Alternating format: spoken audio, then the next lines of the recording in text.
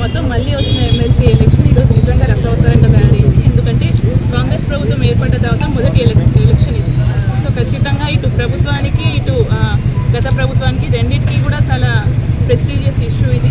అలాగే గత 10 సంవత్సరాల నుంచి స్థానిక సంస్థలని ఏ విధంగా నిర్వీర్యం చేసిండ్రు అన్నది ఎంపీటీసీలకు కానివ్వండి, జెడ్పీటీసీలకి, కౌన్సిలర్లకి అందరికీ చాలా స్పష్టంగా తెలుసు. కాబట్టి వాళ్ళు మా పీరియడ్ అయిపోతుంది, ఎంపీటీసీలు జెడ్పీటీసీలు ఇంకో 3 నెలలు అయితే వాళ్ళ పీరియడ్ అయిపోతుంది.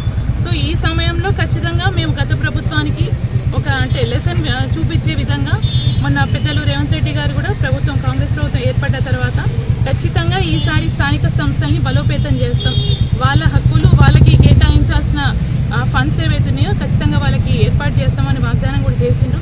సో ఇప్పటికి ఉన్న వాళ్ళు అందరూ కూడా కంకణం కట్టుకొని ఈసారి కాంగ్రెస్ ప్రభుత్వాన్ని తీసుకొస్తే నెక్స్ట్ సరే మా పీరియడ్ ఎలాగో అయిపోయింది, రాబోయే కాలంలో స్థానిక సంస్థలు బలపడతాయనే ఒక ఉద్దేశంతో ఉన్నారు. సో డెఫినెట్గా ఈ ఎలక్షన్ ఎమ్మెల్సీ జీవన్ రెడ్డి గారు గెలవబోతున్నారు.